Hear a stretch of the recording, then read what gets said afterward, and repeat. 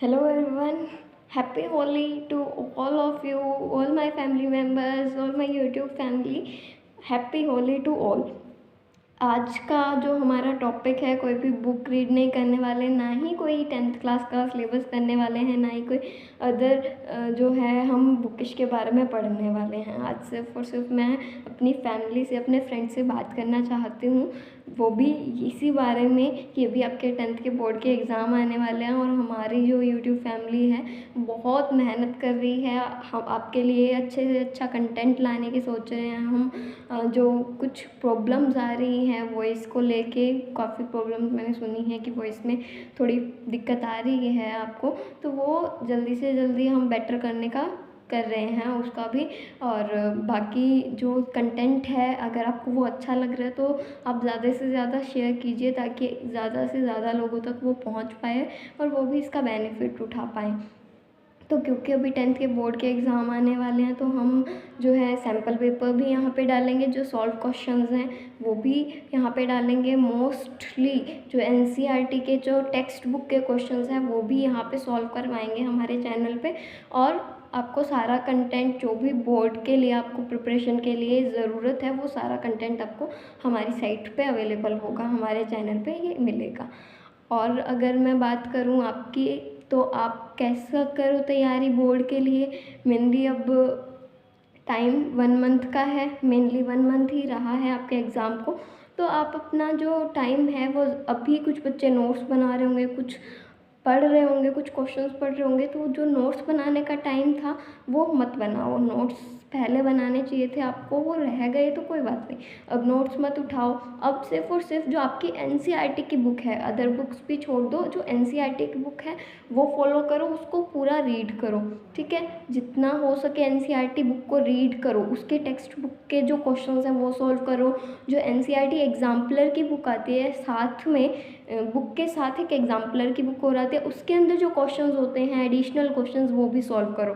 Mainly आपका exam NCERT के बीच से ही आएगा और सारे सब्जेक्ट में कॉम्प्रिहेंशन ज़्यादा आएंगे, चाहे वो एसएसटी का सब्जेक्ट है, इंग्लिश का है, साइंस का है, सभी सब्जेक्ट्स में कॉम्प्रिहेंशंस मस्ट, ठीक है। 20 मार्क्स के 1 मार्क्स के क्वेश्चन, उसमें आपको क्या ज़रूरत होगी, कॉन्सेप्ट की ज़रूरत होगी। अगर आपको कॉन्सेप्ट आता है तो आप वो कर लेंगे, तो कॉन्सेप्ट भी एनसीईआरटी रीड करोगे तभी आएंगे, ठीक है। तो मेनली एनसीईआरटी को रीड करो, जो 1 मार्क्स के अंडरलाइन करो, जो क्वेश्चन आपको लग रहा है कि ये आ सकता है एग्जाम में, वो अंडरलाइन करो। नेक्स्ट, ज़्यादा से ज़्यादा न्यूमेरिकल प्रॉब्लम सॉल्व करो। अगर सॉल्व नहीं करोगे तो वो आपके हाथ पे नहीं बैठेगा, यहाँ बैठ जाएगा कि हाँ इसका आंसर ये आना है, लेकिन यहाँ नहीं कर पाओगे आप, कॉपी पे वो नहीं हो पाएगा, ठीक है। जो आपके जो टॉपर आंसर शीट है लास्ट ईयर की, लास्ट ईयर जो टॉपर्स थे उनकी आंसर शीट आप देखो कि उन्होंने अपने आंसर को कैसे प्रिपेयर कर रखा है। जैसे आप हेडिंग्स डालो, सब हेडिंग डालो, उसको अंडरलाइन करो। जो आप क्वेश्चन लिख रहे हो, मान लो 5 मार्क का क्वेश्चन है, उसमें आपको पूरा लिखना है, तो कैसे लिखोगे, वो क्वेश्चन लिख दिया, उसकी हेडिंग बना के फिर उसका आंसर लिखा, और हेडिंग भी, हेडिंग के अंदर जो आप सब हेडिंग बना रहे हो वो भी बनाओ। और जो उस टॉपिक, उसका जो मेन आंसर है उसको आप पेंसिल से अंडरलाइन करो।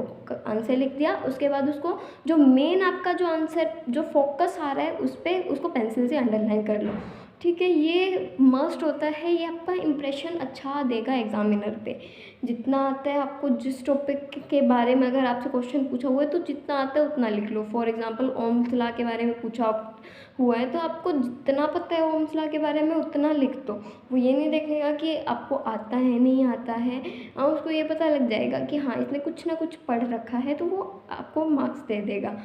बहुत इजी जो आपका पेपर आने वाला है इजीली कर लोगे आप, और अपने तैयारी भी बहुत अच्छी कर रखी है ना। बहुत सारा सिलेबस कम भी हो गया, जो मेनली जो मोस्ट डिफ़िकल्ट जो चैप्टर्स थे वो आपके कट भी हो गए साइंस में, जैसे कार्बन एंड कंपाउंड, उसका हाफ पार्ट कट हो गया।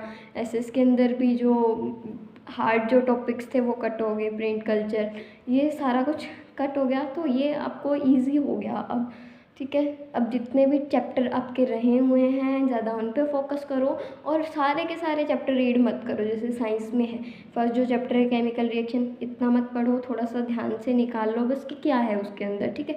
जो मेन जो इम्पोर्टेंट चैप्टर्स हैं उसी को कवर करो, जहाँ से क्वेश्चंस आने वाले हैं, ज़्यादा जहाँ से क्वेश्चंस आएंगे वहीं से ही आपको पढ़ना है, ठीक है। तो मेनली उसी चैप्टर पे फोकस करो। For example metals and non metals, ये वाला चैप्टर कवर करके जाना, ठीक है। और आपका एक वो बायो के अंदर लाइफ प्रोसेस, उसको कवर करना, उसमें भी एक्सक्रिएशन का, ट्रांसपोर्टेशन का पार्ट ज़्यादा कवर करना, ठीक है। रिप्रोडक्शन वाला चैप्टर मोस्ट इम्पोर्टेंट क्वेश्चन उसी में ही आता है, 5 नंबर का क्वेश्चन, ठीक है। फिर आपका फिज़िक्स के अंदर है इलेक्ट्रिसिटी, मैग्नेटिक इफेक्ट में मोटर का कॉन्सेप्ट जो है वो क्लियर करके जाना। मेनली ये जो चैप्टर्स आते हैं ये इन्हीं से ही ज़्यादा क्वेश्चंस वो बनाते हैं। 1 मार्क्स के भी इलेक्ट्रिसिटी से ज़्यादा क्वेश्चन आते हैं। अगर आप लास्ट ईयर का क्वेश्चन पेपर लोगे तो 1 मार्क्स के क्वेश्चन बहुत ज़्यादा इलेक्ट्रिसिटी और मैग्नेटिक इफेक्ट में से आए हुए हैं, ठीक है। तो ये सारे जो टॉपिक्स हैं ये आप कवर करके जाना। एसएस की अगर हम बात करें तो life lines of Indian economy, इसको अच्छे से रीड करना कि कौन सी पाइपलाइन कहाँ पे किसको जोड़ती है, कौन सा रेलवे, मतलब कि जो गोल्डन क्वाड्रिलेटरल, ये सारा कुछ आप रीड करके जाना। मैन्युफैक्चरिंग इंडस्ट्रीज़ पढ़ के जाना, कौन सी इंडस्ट्री कहाँ पे लोकेटेड है, ठीक है। तो ये सारा क्लियर करके जाना। और हिस्ट्री के अंदर से ज़्यादा 1 मार्क्स के क्वेश्चन पूछे जाते हैं। 4 मार्क्स के एक ही आता है हिस्ट्री में, लेकिन 1 मार्क्स के हिस्ट्री में से ही आता है, तो उसको भी आप कवर करके जाना। ज़्यादा डिफ़िकल्ट चैप्टर भी नहीं है, 2 ही चैप्टर है हिस्ट्री के अंदर, nationalism in Europe and India. और ये भी अगर आप अच्छे से रीड करोगे, इसकी एनसीईआरटी मत पढ़ना, इसको एक बार सिर्फ ध्यान से आप नोट्स क्लियर करना, क्वेश्चन ज़्यादा से ज़्यादा इसके पढ़ना, ठीक है। ज़्यादा से ज़्यादा क्वेश्चन जितने ज़्यादा सॉल्व करोगे उतनी ज़्यादा आपकी क्लैरिटी बढ़ेगी। और हाँ, थ्योरी भी आप ये सोच रहे हो कि थ्योरी है, ठीक है, हम खुद बना के लिख लेंगे। अब जैसे इंग्लिश में आप कैसे करते हो, समरी रीड करते हो और फिर उसके क्वेश्चंस बनाते हो कि हाँ हम लिख लेंगे, लेकिन ऐसा नहीं है। थ्योरी को लिखना क्यों? क्योंकि हमें इंग्लिश पता है, हम जितना हमने पढ़ा है उतना उसमें से आधा हमें याद रहता है और आधे से आधा ही हम लिख पाते हैं। और वो आधा भी हमारा ठीक नहीं होता क्योंकि उसको इंग्लिश में कन्वर्ट करना होता है। हम सोचते हैं हिंदी में और लिखना होता है इंग्लिश में, तो वो भी मतलब आपका मार्क्स कटेगा वहाँ पे भी। तो थ्योरी की एक बार प्रैक्टिस करना लिखने की।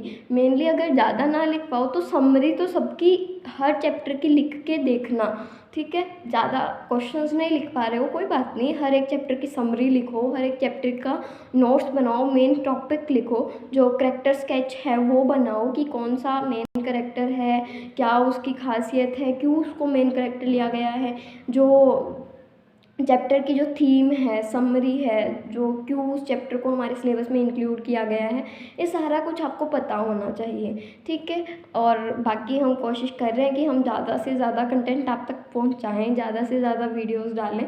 तो ये आप हमारे साथ कनेक्टेड रहिए, फिर हम बहुत आपके अच्छे मार्क्स आ जाएंगे। थोड़ी आप मेहनत कीजिए, थोड़ी हम मेहनत कर रहे हैं। So all the best for your exams and happy Holi. Thank you.